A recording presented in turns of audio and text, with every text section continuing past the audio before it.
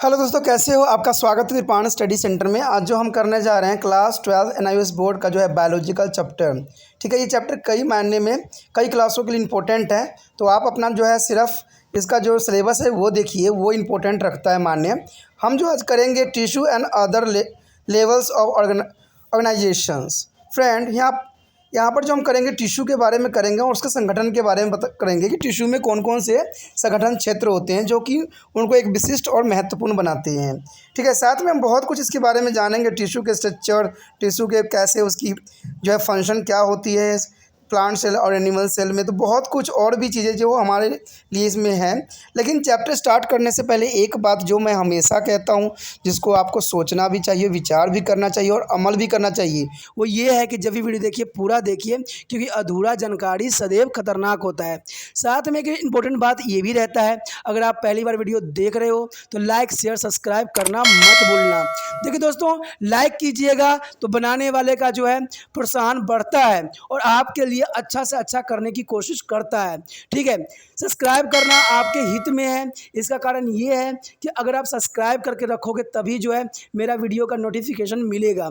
और आपको पता है कि मैं हर क्लास का जो है सब्जेक्ट डालता ही रहता हूँ समय समय पे। तो अगर सब्सक्राइब करके नहीं रखिएगा तो शायद उस वीडियो से आप अनभिज्ञ रह जाइएगा, यानी वो आपको प्राप्त नहीं होगा और आप उसका नॉलेज नहीं ले पाइएगा। साथ में जो अगर आप शेयर करते हो तो शेयर करना एक जग कल्याण के समान माना जाता है। इससे ये होता है कि मान लीजिए कोई जो है बच्चा जो है मेरी वीडियो को उसकी ज़रूरत थी और आपके थ्रू वो वीडियो उसको पास पहुंचा है, तो वो सदैव ही आपका धन्यवादी रहेगा और सदैव ही आपका जो है शुक्रिया अदा करेगा कि तुम्हारे कारण मुझे जो है वीडियो प्राप्त हुआ। तो दोस्तों, आपको पता ही होगा कि त्रिपाण स्टडी सेंटर सिर्फ एक क्लास के लिए ही अग्रसर नहीं है, ये कई क्लासों के लिए अग्रसर है। जैसे 8th 9th 10th 11th 12th CBSE के सारे चैप्टरों को कवर करेगा समय के साथ। प्लस जो है एनआईओएस बोर्ड का 10th+2 को भी कवर करता है, सभी सब्जेक्टों का। प्लस जो है बीए पंजाब यूनिवर्सिटी का जो है फर्स्ट सेमेस्टर से लेकर 6th सेमेस्टर तक 8 सब्जेक्टों को कवर करता है। प्लस जो है एमए के जो है बच्चे ऑन डिमांड जो मुझे करते हैं कमेंट, उनके लिए भी त्रिपाण स्टडी सेंटर जो है अग्रसर है। देखिए दोस्तों, त्रिपाण स्टडी सेंटर इतना बड़ा है, विस्तृत है, तो आपको अभी जो है लाइक शेयर सब्सक्राइब कीजिए और अपने दोस्तों के साथ बांटिए। ठीक है, तो भूलिए मत, ये करना आपका फ़र्ज़ है और मेरा कार्य करना है आपको टॉपिक लेके चलना है। देखिए, आज देखते हैं हमारा आज टॉपिक क्या है। Friend, today I have expressed tissue and other levels of organization. Here is chapter 5th of NIS board and the biological +2. You have just learned that a cell is the fundamental structure and functional unit of the organism, and their bodies of organism are made up to the cells of various shapes and size. Group of similarly cell are aggregate to be collectively perform a particular functions. Such a groups of cells are termed to tissue. This lesson deal with there are various kinds of tissue and plant and animal. So after the completing this lesson, you will be able to define the tissue and classify plant tissue, name the various kind of plant tissue, and incorporate their tunicles as a corpus theories and histogen theories, and classify the animal tissue and describe the structure and function of the various kind of epithelium tissue. So describe the structure and function of the various kind of connective tissue and describe the structure and function of the muscular tissue. Describe the structure and function of the nervous tissue. So दोस्तों, ये biology का जो chapter है अत्यंत महत्वपूर्ण है। महत्वपूर्ण इसलिए भी है क्योंकि हम इसमें उत्तक तथा संगठन के अन्य स्तर के बारे में पढ़ेंगे। और मान लीजिए किसी बच्चे का अगर सिलेबस में उत्तक तथा संगठन के अंदर स्तर है, चाहे वो कोई भी क्लास की हो, वो ये जो टॉपिक है बहुत ही इंपॉर्टेंट होगा उनके लिए, तो उनको भी देखना चाहिए। ठीक है, ये सिर्फ ये नहीं है कि सिर्फ ये एनआईओएस का ये ऐसा कुछ नहीं है दोस्तों। आपको सिर्फ अपने टॉपिक के हिसाब से जो है लर्न करने की आवश्यकता है कि टॉपिक में आपको गिवन क्या है। अगर ये टॉपिक में है तो इसको बहुत बेस्ट है आपके लिए। ठीक है, इसमें जो हम जानेंगे हम पढ़ेंगे कि कोशिका जीवों की मूलभूत संरचनात्मक कार्यात्मक इकाई है जो हम जानते भी हैं। ठीक है, संरचनात्मक और प्रक्रियात्मक इसका जो है फंक्शन है, और यह किसी भी जीव के शरीर की विभिन्न आकृति और आकार की कोशिकाओं से बनी होती है। सामान्य प्रकार की कोशिका एक विशिष्ट कार्य करने के लिए समुचित या सुनिश्चित हो जाती है। कोशिकाओं के इस समूह को जो है समुच्चय को ऊतक कहते हैं, और इसमें जो है हम पादप और प्राणी दोनों प्रकार के जो है कोशिकाओं के बारे में या नुतकों के बारे में जो है हम यहाँ पर पढ़ेंगे, जो हमारे लिए अत्यंत महत्वपूर्ण होगा। देखिए दोस्तों, अगर आप इस चैप्टर को अच्छे से कर लेते हैं तो आप बहुत कुछ जान जाओगे कि ऊतक क्या होती है, उसकी परिभाषा क्या है, ऊतक को हम कितने प्रकार जो है पादप ऊतक उसको कैसे हम वर्गीकृत करें, साथ में जो है ट्यूनिक्स कॉर्पस सिद्धांत जो है उसके बारे में भी जान जाओगे, हिस्टोजेनिस सिद्धांत के बारे में भी, ठीक है, प्राणी ऊतकों के वर्गीकरण के बारे में जान जाओगे, ठीक है, एपिथेलियम्स ऊतक के बारे में जानोगे और संरचना और प्रकार के बारे में भी समझ जाओगे, ठीक है, या संयोजिक ऊतक हो उसके बारे में भी, उसका कार्य फंक्शन सब समझ जाओगे, पेशी ऊतक, तंत्रिका ऊतक, तो ये सारे चीज़ें जो है इसमें आपके समक्ष रहेगा। तो आपको इस चैप्टर को जो है ध्यान से देखना है और समझना है कि इसमें जो है आपके लिए उपयोगी क्या है। Our first topic is tissue is what is a tissue? First question in our mind, what is a tissue? When the organs such as stem and root is a plant and stomach, heart and lung is animals are made up of different kind of tissue. Plant cells, there is stem, roots in a plant cells, and human body's stomach, heart and lungs is made up to the different kind of tissue. So a tissue is a group of cell with a common origin, structure and function. Tissue is a group of cell with a common origin and structure and function. Their common origin mean they are derived from the same layers detailed on the lesson 20 of the cell is the embryos begins of the common origin. There is similar in the structure and here hence perform their same function. Several types of tissue organized to form organs. So example, blood, bone and cartilages are some example of animal tissue. Where is the parenchyma, chlorochyma and xylem and phloem are different tissue present in the plant.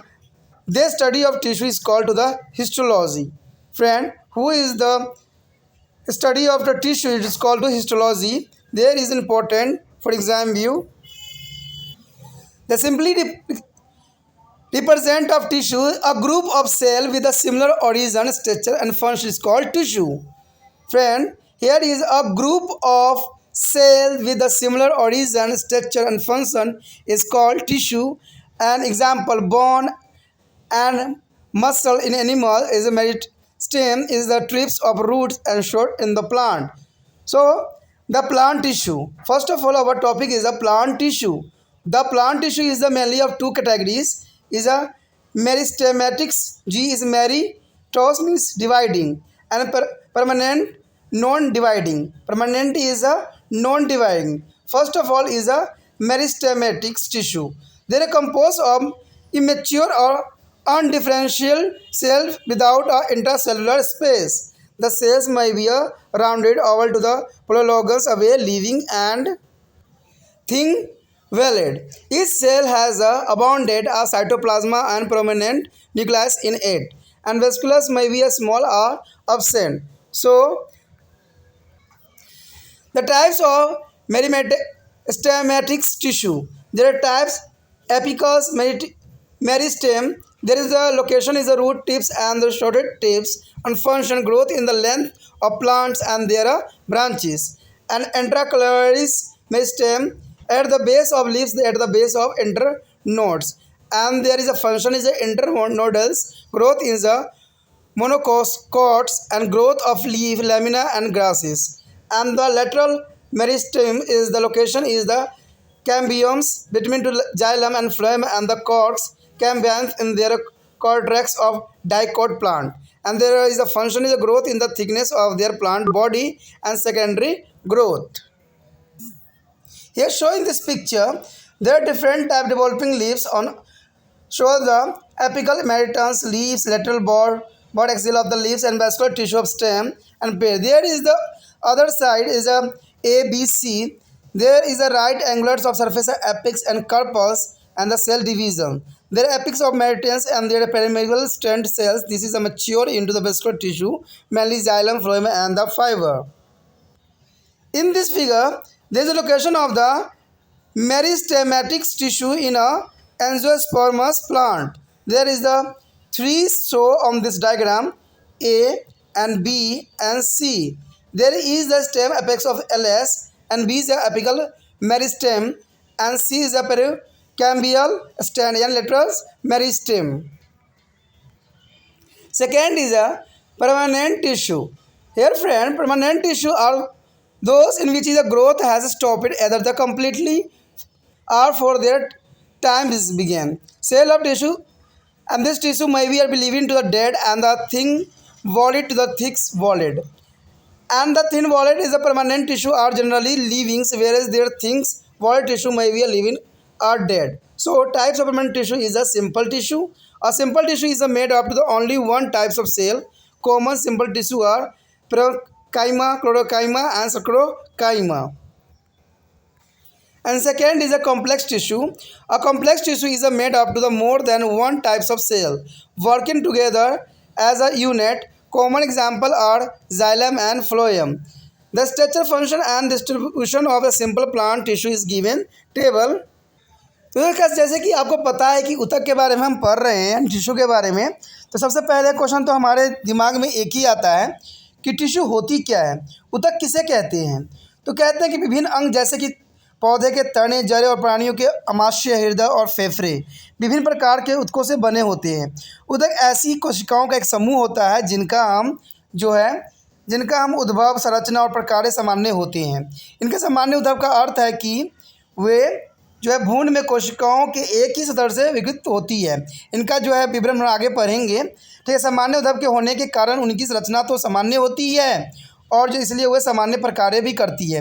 प्रत्येक प्रकार के ऊतक संगठित होकर एक अंग का निर्माण करते हैं, जो कि बहुत ही इंपॉर्टेंट बनाता है। कहते हैं उदाहरण अगर आप देखिएगा तो रुधिर हो, अस्थि हो, उपास्थि हो आदि प्राणियों के ऊतकों के उदाहरण है।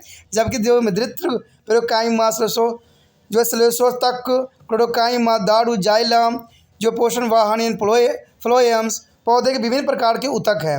ऊतकों के अध्ययन की हम ऊतक विज्ञान या ऑटोप्सी यानी हिस्टोलॉजी कहते हैं। देखिए दोस्तों, जो ऊतकों का अध्ययन किया जाता है, जो टिश्यू को अध्ययन करते हैं उसको हिस्टोलॉजी कहते हैं। कभी कभी पीएमटी में क्वेश्चन आ जाता है।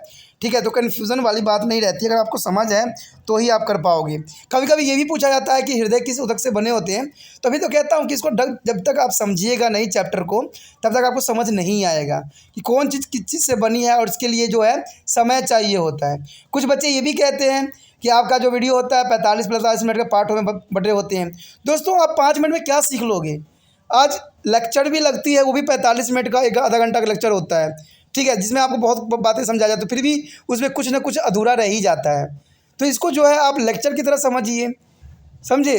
ये नहीं कि इतना मिनट का है, मिनट तो आपको देना ही पड़ेगा, टाइम तो आपको देना पड़ेगा। जैसे आपको लगता होगा कि डायरेक्टली इसको ये करके बता दिया जाए शॉर्टकट, तो शॉर्टकट तो ज़िंदगी कहते हैं ना, शॉर्टकट हमेशा होता है खतरनाक ही होता है। ये याद रखना, जो शॉर्टकट अपनाता है उसका हमेशा लॉन्ग कट कट जाती है। इसलिए कभी भी शॉर्टकट के चक्कर में नहीं पड़िए। थोड़ा टॉपिक को अगर आप पीएमटी करना चाहते हो, अच्छे एग्ज़ाम में नंबर लेना चाहते हो, तो उसको हर एक पहलू को समझना ज़रूरी है। आजकल मैंने देखा है बच्चों का सिर्फ एक ही माइंड सेटअप हो चुकी है कि मुझे तो एग्ज़ाम में इंपॉर्टेंट क्वेश्चन चाहिए और याद कर लिया और जाकर लिख दिया और टीचरों ने मुझे पास कर दिया, इतना ही सोच है। किसी के समझ ये नहीं, मैंने आज तक देखा है बच्चों के, कि मुझे समझना है, टॉपिक समझना है और टॉपिक समझ के ही मैं कुछ कर सकता हूँ आगे। जब आपको टॉपिक ही समझ नहीं होगा तो आप क्या कीजिएगा। अगर टॉपिक समझ में आएगा, जो भी मर्जी क्वेश्चन एग्जामिनर दे दे, चाहे घुमा के दे, चाहे जैसे मर्जी दे, आप उसको करने में सक्षम हो जाओगे। तो इसलिए कहते हैं कि ये मत सोचिए कितना मिनट का है, सोचिए कि आपको इससे क्या प्राप्त हुआ, कितना आपने इसको समझ लिया है, कितना आपको अच्छा लगा समझने में। समय को पाबंद आपके लिए नहीं है। ठीक है, अगर आप समय पर नहीं समझिएगा तो शायद वो हाथ से निकल जाए। तो सोचिएगा नहीं ये बात, आपने ये सिर्फ सोचना है कि आपको समझ कितनी बात आई है और क्या समझ में आई है। अगर वो बात समझ में आ गया तो समझिए कि आपका पीएमटी हो, चाहे आपका जो भी एग्ज़ाम हो, जो भी आप करना देना चाहते हो, सारे आपका क्लियर बहुत आसान तरीके से हो जाता है। तो इसीलिए तो हम कहते हैं कि छोटी छोटी बातें जो मैं बताता हूँ उसको बड़े ध्यान से सुनिए। ठीक है, इसमें जो आगे बताया गया है ऊतक, देखिए उन कोशिकाओं के समूह को कहते हैं जिनके ऊर्ध्व, संरचना और कार्य सामान्य होते हैं। उदाहरण प्राणियों में अस्थि, पेशी और पौधों में जड़ें और प्रवाह के शीर्ष पर विभोजक यानी मेरिस्टोम ऊतक होते हैं। अब कहते हैं कि पादप ऊतक क्या होती है, यानी पौधों में जो प्लांट टिश्यू क्या होती है। यहाँ पर प्लांट टिश्यू को 2 भागों में विभाजित किया गया है। ठीक है, एक विभाजोतक यानी मेरिस्टोमैटिक्स बताया गया है, इसमें मेरिस्टोस का मतलब होता है विभाजनशील, अर्थात विभाजन योग्य, यानी जिसको हम विभाजन कर सकते हैं, डिवाइड कर सकते हैं। दूसरा है अस्थाई यानी परमानेंट, यानी अविभाजनशील, जिसको हम विभाजित नहीं कर सकते हैं। तो ये दो टाइप्स जो है आपके माइंड में रखना है कि पादप के जो हैं ऊतक दो तरह के होते हैं। एक होता है मेरिस्टेमेटिक्स, एक होता है परमानेंट। तो ये चीज़ें जो होती हैं इंपॉर्टेंट होती है। यानी पहले वाला जो है मेरिस्टेमेटिक्स, उसको जो है विभाजनशील होती है, यानी इसको विभाजन हम कर सकते हैं। लेकिन जो अस्थाई है उसको हम कुछ भी नहीं बिगाड़ सकते, वो अविभाजनशील है, यानी वो परमानेंट है, उसको विभाजन नहीं किया जा सकता। कहते हैं जो पहला है मेरिस्टेमेटिक्स जो है विभाजन योग्य, इसमें जो है अपरिव्यक्त एवं अविभेदित कोशिका का बना होता है, जिसमें जो है अंतर कोशिकाएं अवकाश नहीं होते हैं। कोशिका बेलनाकार, अंडाकार और बहुभुज होते हैं। ये कोशिका हमेशा ही जीवित और पतली भित्ति वाली होती है। प्रत्येक कोशिका में जो है प्रचुर मात्रा में कोशिका द्रव्य और जो स्पष्ट केंद्रक पाया जाता है। कहते हैं इसमें रसधानियाँ छोटे आकार की होती है, अर्थात होती ही नहीं है। देखिए होते हैं तो छोटी आकार की, और नहीं होती तो होती ही नहीं है इसमें। अब यहाँ पर बताया गया है कि जो हम विभाजित ऊतक के प्रकार क्या होता है, क्या इसका है। देखिए इसका प्रकार जो होता है शीर्ष स्थल विभाजक होते हैं, जिसमें जो स्थान कहाँ पाया जाता है, जड़ और प्रभा के शीर्ष पर पाए जाते हैं। इसका कार्य यही होता है कि पौधे की लंबाई और उनकी शाखाओं में जो वृद्धि सर्वसंधि वृद्धि एक बीजपत्री में जो घासों में सिर्फ वृद्धि करते हैं, यानी एक बीजपत्री जो होते हैं घास जिसमें एक ही पत्ते पाए जाते हैं, उसमें ये पाए जाते हैं। उसके पश्चात है हमारा अंतवेशी इंटर कैलोरी विभाजक है। ये पत्तियों के आधार पर अथवा पशसंधि के आधार पर पाया जाता है, ठीक है। उसका पार्श्व विभाजक, इसमें जाइलम, फ्लोएम और कड़ के बीच आधा कैम्बिलियम्स पर, यानी कैम्बिलियस द्विपत्री पौधों को जो है बिल्कुल कट्रेक्स पर पाया जाता है, यानी द्विपत्री, यानी जिसमें जो पत्ते के जो है शाखाएं बटे होते हैं, उसमें द्विपत्री में ही पाए जाते हैं। इनके जो है पौधे की ऊंचाई और मोटाई में वृद्धि जो है द्वितीय वृद्धि के कारण होता है, जो कि बहुत ही इंपॉर्टेंट रखता है। अब इस डायग्राम में भी आप देख सकते हो कि यहाँ पर जो है एक आवृत्तबीजी पादप में विभाजक का स्थान दिखाया गया है, ये कैसे कैसे जो है विभाजित हुआ है। तो इसमें जो है विकासशील पत्तियाँ दिखाई गई है, शीर्ष विभाजक दिखाया गया है, पत्ती के अक्ष में पार्श्व मुकुलन दिखाया गया, तने के संवहन ऊतक दिखाया गया है, मज्जापित दिखाई गई है। ये जो है ए डायग्राम दिखाया, बी का डायग्राम में जो आपको दिखाया गया है ऑटोनिक दिखाया गया, कोशिका समकोण एवं शीर्ष के सतह पर विभाजित होता हुआ दिखाया गया है, ठीक है। कार्पस दिखाया गया है कि जो सभी तलों में विभाजित होती है, और विभाजक कोशिकाएं दिखाई गई है।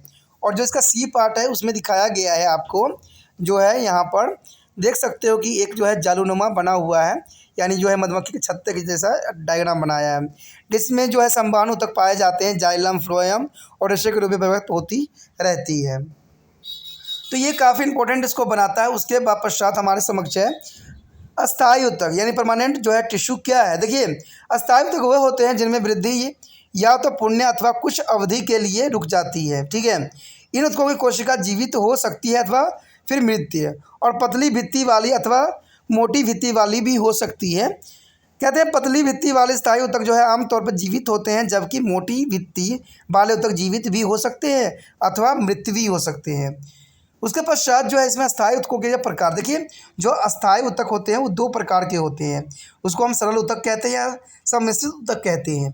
तो सरल ऊतक तो यही कहता है कि सरल ऊतक जो है केवल एक ही प्रकार के कोशिकाओं से बने होते हैं, ठीक है। और जो सामान्य सरल ऊतक है जो मृत पेरेन्काइमा, सल्सोकाइमा यानी क्लोरोकाइमा और धैर्य तक यानी सर्कोकाइमा प्रेजेंट होती है, जैसे आगे चित्र में भी दिखाया गया है। उसके बाद सम्मिश्र ऊतक। सम्मिश्र ऊतक जो होती है, सम्मिश्र ऊतक एक से अधिक प्रकार की कोशिकाओं से मिलकर बने होते हैं, जो एक इकाई के रूप में कार्य करते हैं। इसके सामान्य जो है उदाहरण दारू, जाइलम और फ्लोएम में प्रेजेंट होता है। और कहते हैं सरल पादप ऊतकों की संरचना और प्रकार और वितरण जो है हम आगे पढ़ेंगे। हमारे समक्ष जो है एक टेबल है, इस टेबल में जो है हम पढ़ेंगे संरचना, प्रकार और विवरण। तो चलिए देखते हैं कि टेबल में हमें क्या मिलता है।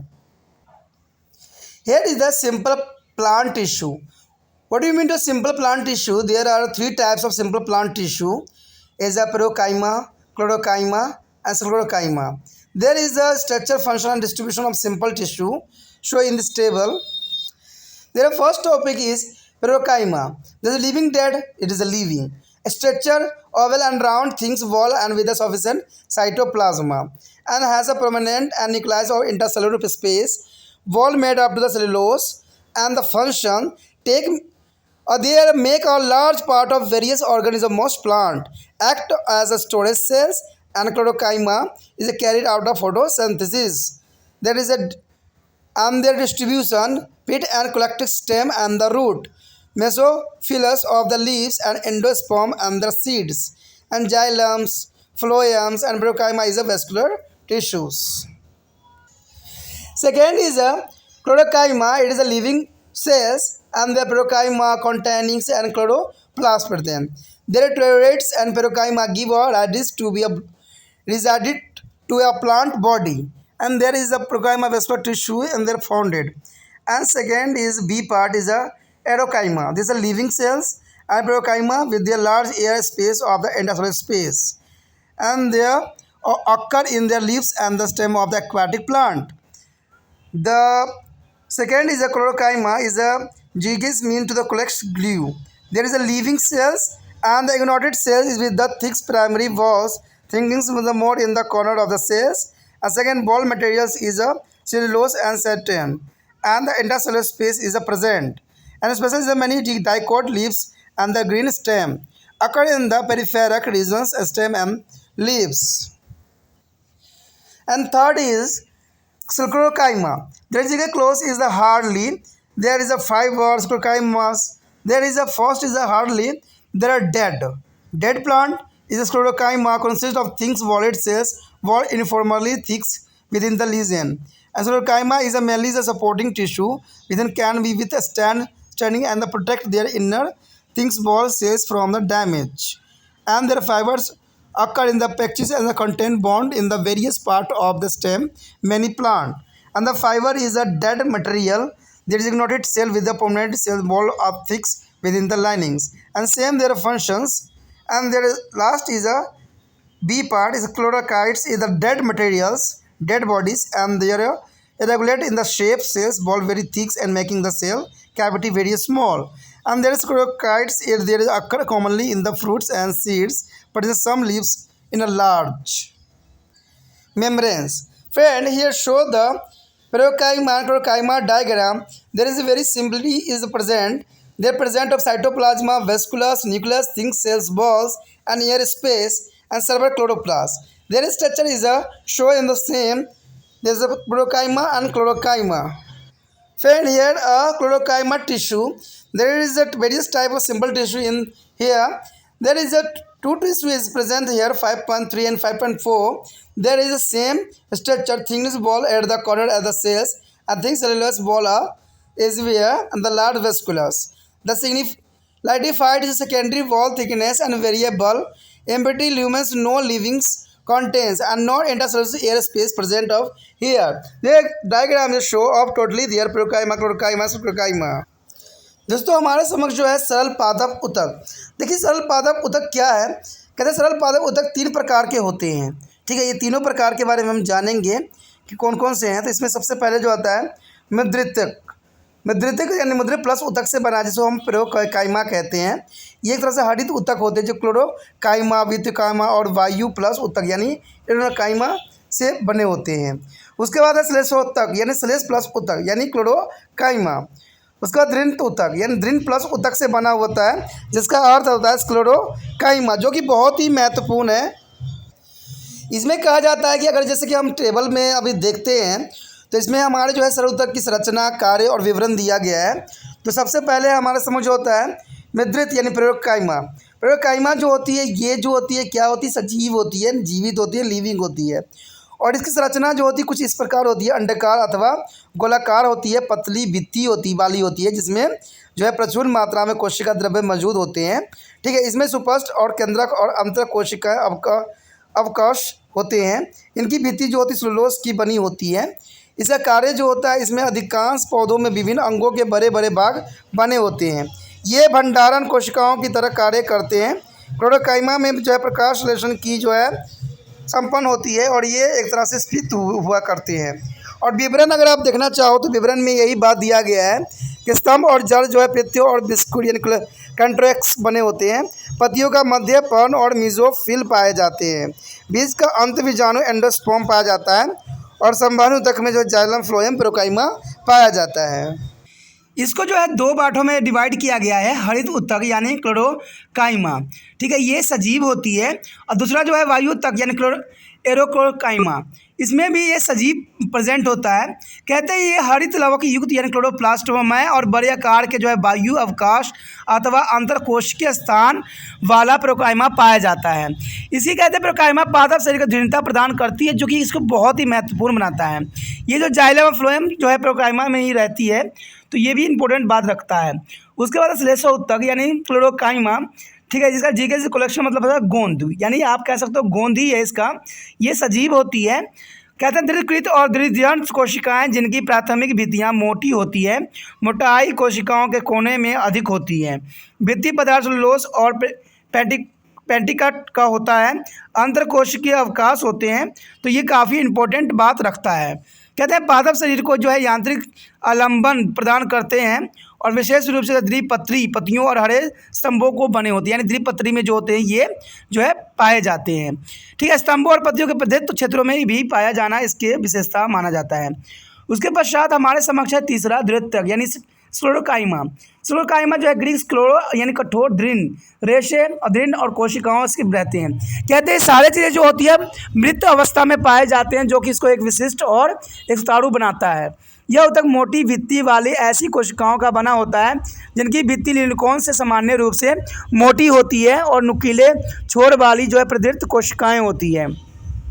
भित्तियाँ मिलेंस जमा होने के कारण मोटी होती है और जो वेडोल कोशिकाएं कोशिका भित्ति अत्यधिक मोटी, जिसके कारण कोशिका गुहा बहुत छोटी पाई जाती है। ग्रंथ मुख्यतः जो है आधार प्रदान करता है, जो कि दबाव को सहन कर सकता है और भीतरी पत्ती जो है भित्ति वाली कोशिकाओं को जो है क्षतिग्रस्त होने से बचाता भी है। अब कहते हैं इसके रेशे अनेक पौधों में स्तंभ के विभिन्न भागों में खंडों अथवा अविच्छिन्नित पट्टियों के रूप में पाए जाते हैं। दृढ़ कोशिकाएं सामान्य फलों और बीजों में पाई जाती हैं। कुछ पत्तियों में जो बड़ी संख्या में भी पाई जाती है, जो इसकी विशेष में से एक है। दोस्तों जैसा कि यहाँ पर चित्र में दिखाया गया है, आप यहाँ चित्र को भी देख के समझ सकते हो कि इसमें बहुत ही इंपॉर्टेंट बात बताई गई है। ये जो पहला जो हमारा प्रोकाइमा का है, दूसरा जो है क्लोरोकाइमा का है, यानी विद्युतमय होती है। इसमें जो है काफ़ी कुछ जो होते हैं सामान्य ही पाया जाता है, जैसे कोशिका द्रव्य, ऋतिकाएँ, केंद्रक, पतली कोशिका भित्ति और वायु अवकाशीय, और बहुत से जो होते हैं इसमें हरित लवक भी पाया जाता है, जो इसको एक इम्पोर्टेंट बनाता है। इसमें जो बताया गया है विभिन्न प्रकार के सरल ऊतक, देखिए इस दूसरा डायग्राम जो है वो भी इम्पोर्टेंट ही है। इसमें भी आप देखोगे कि काफ़ी कुछ जो है सिमिलरिटी दिख रहा है। कोशिकाओं के जो कोने पर मोटी भित्ति पाई जाती है, जहाँ तहाँ पतली सेलुलोज भित्ति पाई जाती है, बड़ी ऋतिकाएँ पाई जाती हैं, ठीक है। इसमें मोटी परिवर्तनशील लगनी युक्त दृढ़ भित्ति पाया जाता है और एक लिनसोन अवकाश को जीवित पदार्थ नहीं सामान्य ग्रत पाया जाता है। कोई अंतर कोशिका वायु अवकाश नहीं होते हैं। तो ये काफ़ी इसको इम्पोर्टेंट बनाता है। उसके बाद दोस्तों जो हम पढ़ेंगे आगे सम्मिश्र ऊतक के बारे में, और इसमें जानेंगे कि इसमें क्या क्या पाया जाता है और इसको क्या है। The next topic is complex tissue. Friend, what you mean to the complex tissue? Complex tissue are mainly of two types of xylem and phloem. Xylem and phloem is important for the plant tissue. There is xylem and phloem for the continuity system inside a plant that is form their roots through their stem and the leaves. They are known as the vascular tissue and form the vascular bundle in the roots and stem. The xylems, a Greek xylo, it means wood, and xylem is a conducting tissue which is the conduct of water and salt upward from the roots to leaves. And xylem is a compared to the trachocad and the vasculus fiber and xylem's parenchyma shown in this picture. And second is a phloem. Phloem too is the conducted tissue which is the conduct the metabolites of food for the synthesis in the leaves of different part of plant. The phloem is a composed of Swiss tissue element, composition cells, phloems, fiber and phloem parenchyma. Shown in this figure, the structure and the function of the complex plant tissue is given table. So here show the structure and function of the component of the xylem and phloem. There is xylem is the trachoids. There is the dead. Dead is the dead part. The long cell with the pointed end and wall thicks with their lesion. They are poured on their walls. There are function to the all. Mean tracheus, vasculus and xylem's fiber. There may same function all of them is a function as a unit to be a contact of water and mineral of both from a root to the leaves. They basically say dead part their cell shorter and broader than to the traces wall things within the line, and they have a spore end was open and their cells joined to for the long tube. And third is xylem fiber, their dead part, the long cells with a very thin ligands deposition on their walls, no spore on their walls, and small things walled to cell with. And xylem parenchyma is a living shell and cellulose wall. And secondly is a phloem. Phloem is synonymous to use the living part. They are ignited the series element joined to the form with their tubes and cells walls of the cellulose. And walls of the cells is having performations of them which give them to the names. There is all are same function. All of them the function are there unit of transport of food assimilation in their list by photosynthesis to the different part of plant. The second is a compositions of cells and the living and the long rectangular cells association with the wheels and the cells balls are made of the cellulose.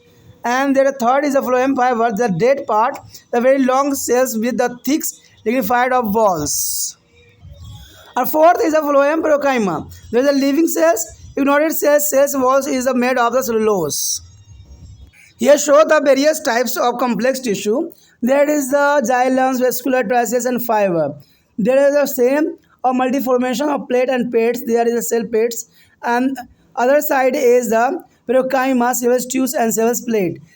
The exam time, the examiner asking the question for this topic. There is important topics of various type of complex tissue. There is a favorite for the examiner. The theories of explaining growth of plant at the short apex and the root tips. There are two important theories that explain the growth of plant as a stemmates is a short and the root. These are there are tunicus carpus theories and there is histogen theory. Friend, the tunicus carpal theory. Tunica is a carpus theory was developed for the vegetative shoot apex. According to this theory, there are two zones of tissue in the apical meristem, and the tunica is a tunis means cover, consist of one or more layer of peripheral layers of the cells, and their corpus is a body or marks of cell enclosed by their tunica. According to the theory, different plants and the rate of the cell division and the method of growth in the apex set apart two regions. The layer of tunica show in the anticlinics and appendiculars of peripheral of division and varying about the surface growth. In the carpal cell division in the regulate and at the various plant resulting in the growth in a volume of the marks. A tunica gives to rise to there is epidermis and the cortex. Carpus give rise to be endodermis and pericycles with and their vascular tissue. The histogen theories are according to this theory the apicus meristem of the stems or root are composed of small marks of the cell which are all alike and are divided faster. Mesostomatic. There are mesostomatic cells formed to the perimestomes and which are differentials into the three zones. Is the dermatogens, peribellums and the peroroms. And every zone is a construct of group of initially is called to the histogen, the tissue builder. There are three is their dermatozones give the rise to the epidermis of stem and epiderma of the root. And secondly, the perivellums and the middle layer give rise to a cortex of stem and the root. And pheromones is a give rise to be a central meristomatic region of pericycles with and their vascular tissue. Classify of plant tissue at the glance. Plant tissue as a meristomatics and permanent tissue, and here is the meristomatics, the apicals, intercalars and laterals, and there is the permanent tissue is divided by simple and complex tissue, and simple tissue is divided by the parenchyma, chlorochyma, sorochyma, and complex tissue is divided by the xylem and phloem. जैसे कि दोस्तों आपको पता है कि complex tissue जो है समृद्ध ऊतक होती है जो कि काफ़ी इंपॉर्टेंट है, ठीक है, ये परमानेंट टिश्यू के अंतर्गत आता है। कहते हैं इसमें जो है दो पार्ट पाए जाते हैं, जाइलम और फ्लोएम्स, ठीक है, जो हम आगे भी समझेंगे इसको डायग्राम फ्लो डायग्राम देख के, जिसमें आपको और भी क्लैरिटी आएगी, ठीक है। इसमें समृद्ध ऊतक जो है प्रधान दो प्रकार के होते हैं, दारू यानी जाइलम और पोषक वाह यानी फ्लोएम। कहते हैं जाइलम और फ्लोएम पौधे के भीतर अथवा जड़ों से लेकर स्तंभ और पत्तियों तक एक अभिसंधित तंत्र बनाते हैं।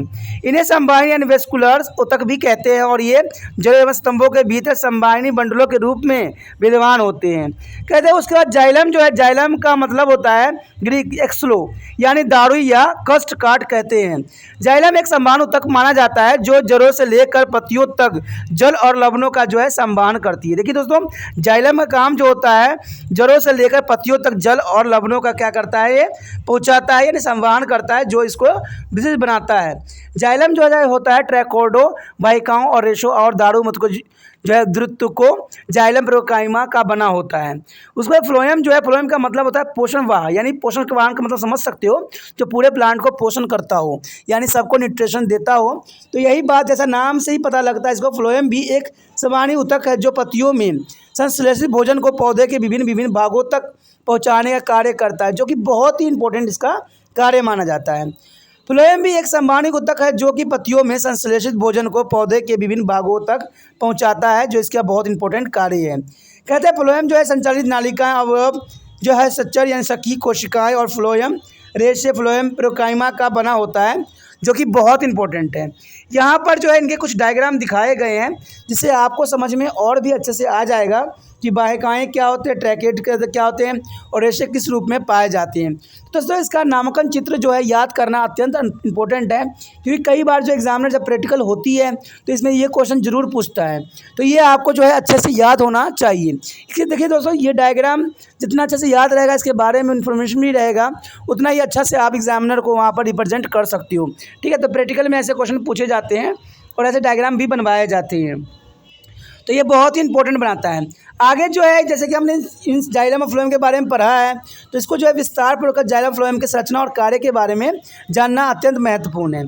तो सबसे पहले तो हमारा आता है जाइलम। जाइलम में देखिए दो पार्ट जो यहाँ दर्शाया गया है, ट्रैकिडो और वाहिकाएँ, दोनों के दोनों जो होते हैं मृत अवस्था में पाए जाते हैं, जो कि इसकी जो है मृत और सजीव में पाया जाता है। उसके बाद संरचना में आप दोनों को देखिएगा, ये नुकीले छोर वाली लंबी कोशिकाएँ भित्ति ग्लन और जो कारण मोटी और जो भित्तियों के रंध्र होते हैं।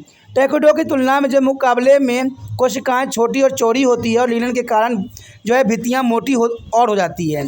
कार्य जो होता है इसका, ये कार्य जो होता है दोस्तों यही होता है कि ये सभी मिलकर एक इकाई के रूप में काम करते हुए पानी को जोड़े से लेकर ऊपर की तरफ पत्तियों तक पहुंचाते हैं, यानी जड़ों से लेकर जो है ऊपर पत्तियों तक पहुंचाना ही इन सब का काम होता है, चाहे वो वाहिकाएँ हों या ट्रैकिडो हों, सबका यही काम होता है। लेकिन ये सब जो होते हैं मृत अवस्था में पाए जाते हैं।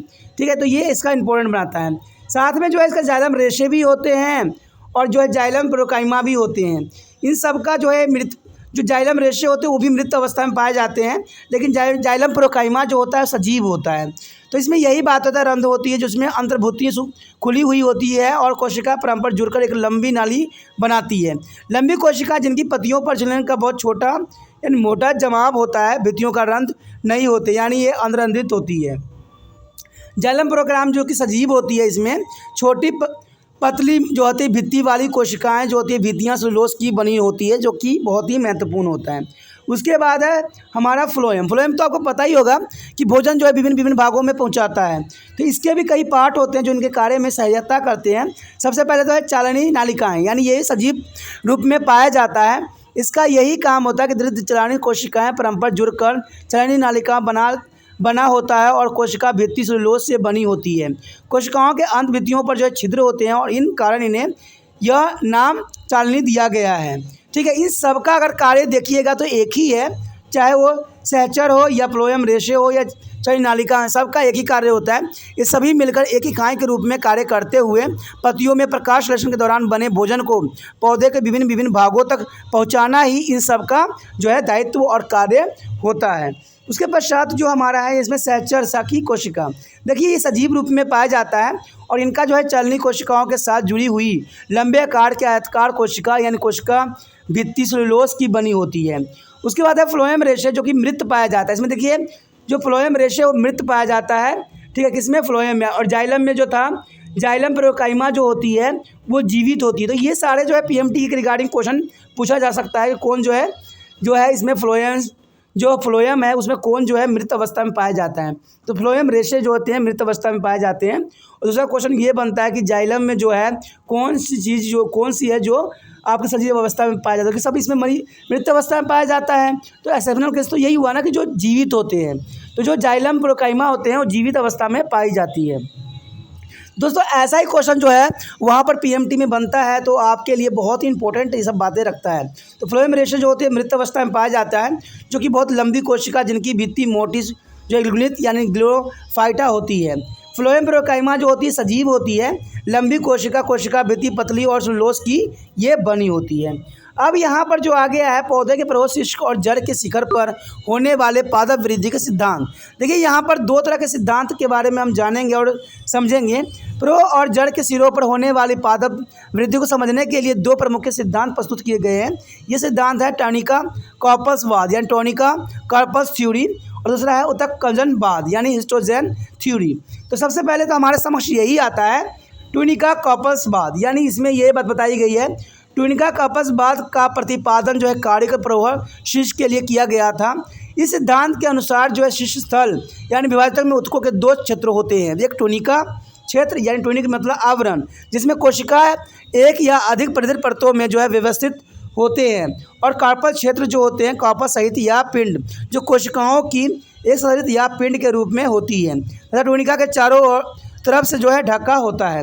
इस बात के अनुसार शीर्ष पर होने वाली वृद्धि की दरें एवं विधियां उसे अलग अलग दो क्षेत्रों में बांट देती है। तो ये काफ़ी इंपॉर्टेंट इसको बनाता है। ठीक है, इसमें जो कहते हैं टॉनिका की जो परतों की कोशिकाओं में जो है उपनीतिक यानी आर्टिकुलर क्लिनिक्स अर्थात परिधि में अलंबन बनते हुए विभाजन होता है, और इसी के कारण उनमें सतही वृद्धि होती रहती है।